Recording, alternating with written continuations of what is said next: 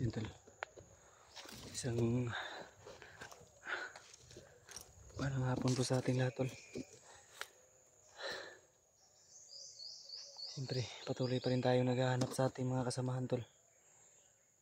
Medyo malayo-layo na rin po yung nalakbay namin dalawa ni Julius. Siyempre yung kasama pa rin natin si Julius.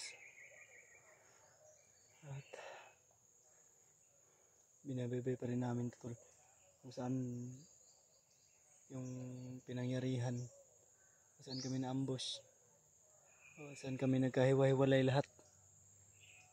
Pilit naming binalikan doon tol, ngunit bigo kami dahil yung mga naabutan namin doon ay mga bandido na lang na may bangkay, may mga buhay pa, at hindi na kami nagtangka pa tol na pumasok talaga doon sa pinangyarihan ng pag-ambush sa amin. Ang ginawa namin na lang ay nagpatuloy at naghahanap kami ng signal mas matuktok at mataas na bundok. Ang hirap kasi hanapin tol ng signal. Yung upload ko nga minsan ay mga late upload pa kasi yung signal ko ay napakahina. So ang gagawin pa namin ngayon tol ay hanapin na lang yung ibang kasamahan namin na nawawala at kontakin sila kung mas mabuti. Makontak talaga namin sila kasi hindi ko alam kung nasa safe ba sila ngayon na kalagayan. Kung sino ba yung mga kasama ng ating ibang kasama. Ay hirap ipaliwanag kung ano po yung totoong ng ano tol, yung totoong kaganapan dahil napakabilis ng pangyayari. Hindi namin inakala na napakarami pa lang naghihintay sa amin at napakaraming nakapwesto na at naka standby na sila tol, na nag-abang na lang sa amin na dadaan kami doon sa mismong pinangyarihan kung saan kami na-ambush. Kaya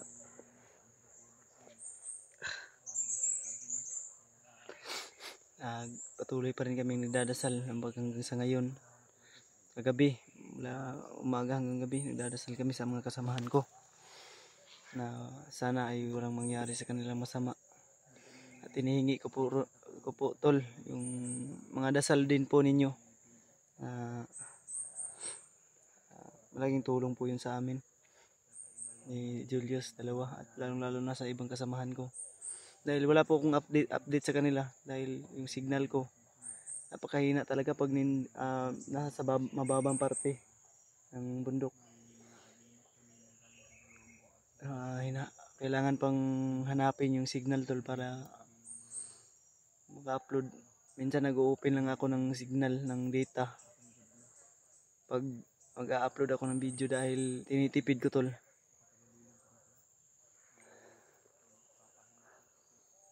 Green, kasama pa rin natin si Julius.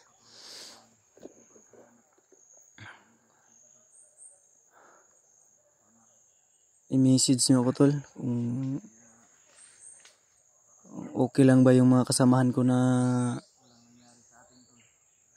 ibang mga kasamahan ko, lalong-lalo na sila Remart, Kuya Buds, si Dave, lalong-lalo na at si Maskaraboy, sila Julio, kung saan man sila ngayon. Sana ay ligtas sila. Base din sa narinig namin mula sa mga tauhan ni Bagnot na wala daw silang papalabasin ditong buhay. Lahat ng mga pwedeng daanan na shortcut o daanan palabas ay kanila lang hinarangan at napakahigpit ng pagbabantay. Gawa ng doon nga tol sa nangyari ginawa namin kay Bagnot, kay Butakal. Sobrang galit na galit daw si Bagnot sa pangyayaring yun dahil napakalaking tulong ni Butakal at napakalaking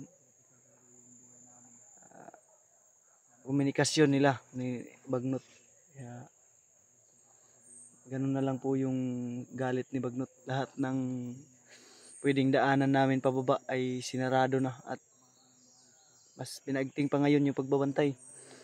Pag may mahuli daw silang kapwa ko, mga hunter, o hindi kaya si G-Ward o si Kuya G-Ward, hindi kaya si Dave, iwan ko kung sinong kasama ngayon ni Dave.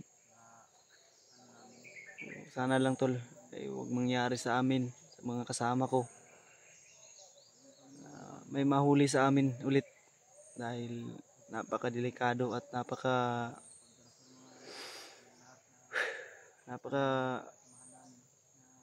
buwis buhay talaga yung mga gagawin namin. Kaya sa mga bawat lakad namin, bawat kilos namin, lagi kaming humingi ng pahintulot sa taas. At humingi kami ng gabay. Sinabi ko nga kay Julius na mag-ingat lagi kami. Pinapaulit-ulit ko. So, hindi na ako nakasuot ng boots tol dahil gawa ng boots ko ay wala na tol.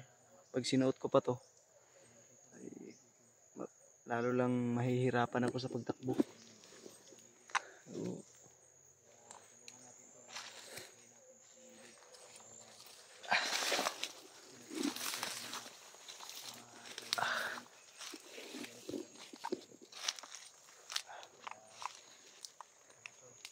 yan kasi Julius tol. Sana makalabas tayo ng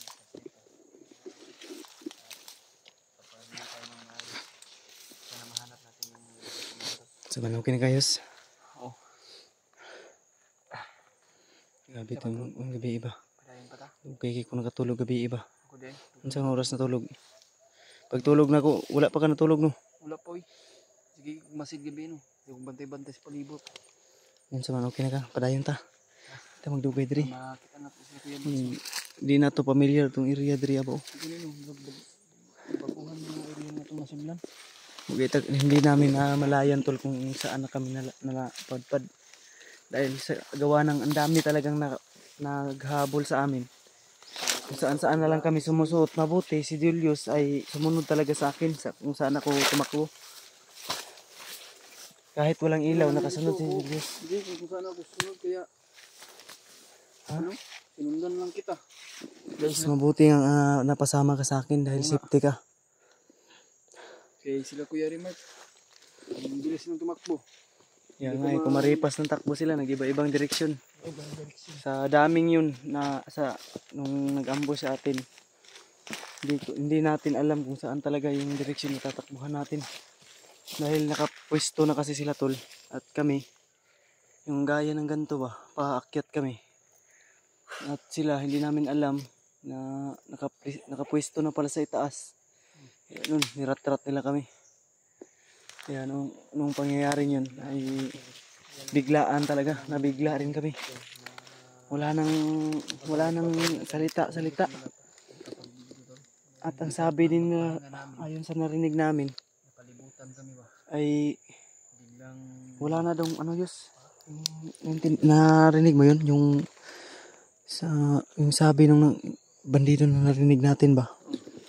Ang sabi nila, once na may isa silang mahuli na vlogger, wala na, hindi na sa prosesong manghingi pa silang ransom. Tudas na daw agad. Kaya ikaw Yus, mag-ingat kayo. Galit talaga si Bagnot. Siyempre hindi din kita pababayaan Yus. Dahil nandito ka sa kamay ko at dito ka sa akin napasama. Puprotektahan din kita. Basta ingat lang talaga. Huwag lang tayo pagkumpiyansa. Dahil di natin alam na anong susunod na mangyayari at mangyayari pa. Yun tol. Ang pinapaulit-ulit ko lang po talaga sa inyo. Ako po ay humihingi ng mga dasal ninyo at basbas. Mga dasal ninyo espiritual, lalo na sa ibang kasama ko. Malaking tulong na po yun sa amin. Napaka powerful po ng mga dasal. inaalay niyo po sa amin at binibigay. At yung suporta na rin, plus points na rin po yun. Yung suporta ninyo. Aking solid supporters, aking solid subscriber at silent viewers. Salamat po sa inyong lahat. Sa mga patuloy pong nanonood sa aking video. Medyo humina man yung views ko dahil sa nahuli na ako mag-upload. So hayaan nyo, naiintindihan ko po yun dahil minsan nagsasacrifice ako si Julius yung pinapauna ko mag-upload para mapanood din po ninyo yung footage si Julius. Kaya sana tol, yung footage ko tol, kahit nakauna na si Julius nag-upload, ay panoorin pa rin niyo tol. At like, share, subscribe para lagi po kayo mangunguna sa mga i-upload natin na video. Suportahan nyo din po si PG na kagaya din kong Kuya Bal sa pagsuporta nyo sa kanya. Siguro magkaulan na yus. Hindi tayo magdungay dito yus.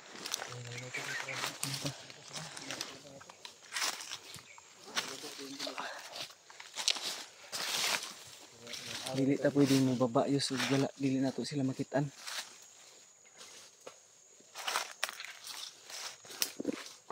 Hanapin natin sila Kuya Bads, sila Kuya Remark. Misin natin yun.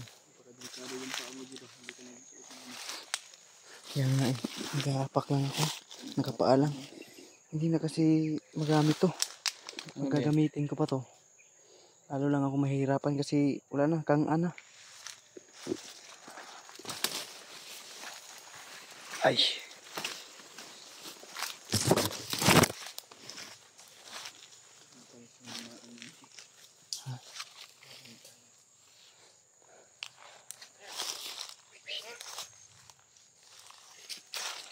Lagi yus. Kita magkumpiyansa lagi yus. May kalaban no.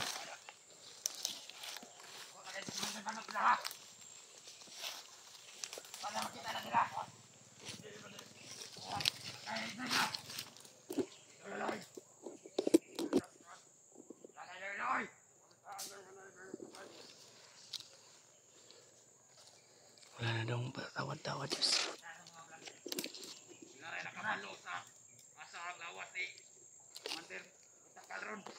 Patakal talaga yung pinapahanap ni Bagnot.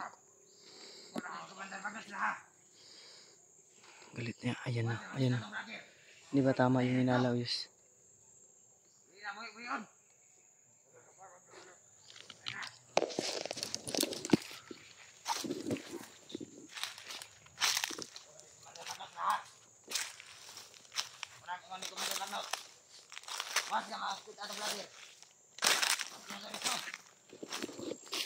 Patayin na lang agad.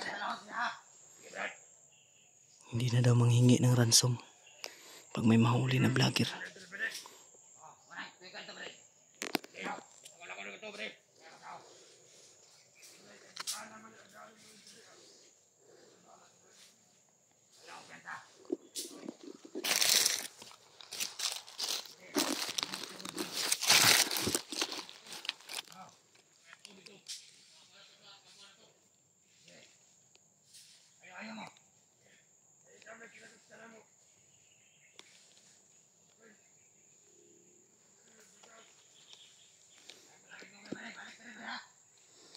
Grabe yung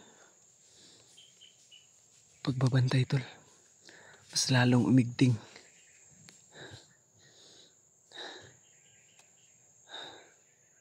Kahit ilang oras pa kami naglalakad, may nasasagupan na naman kami. Kaya dapat mahanap namin agad ni Julius yung ibang kasamahan namin.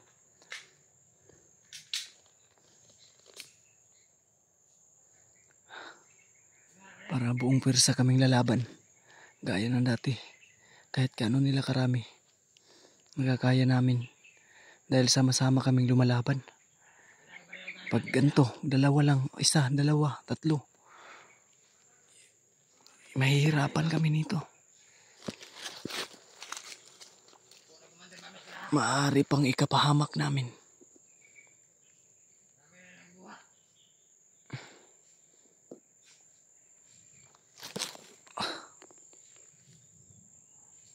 hindi na daw sila manghingi ng ransom, tol. Yun yung pinapasunod ni Bagnot na utos. Once na may makita at mahuli silang vlogger,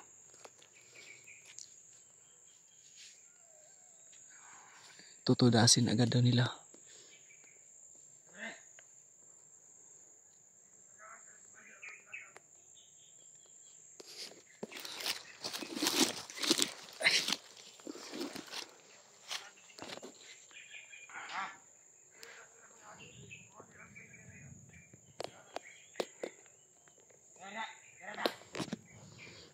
Tara, Mobius.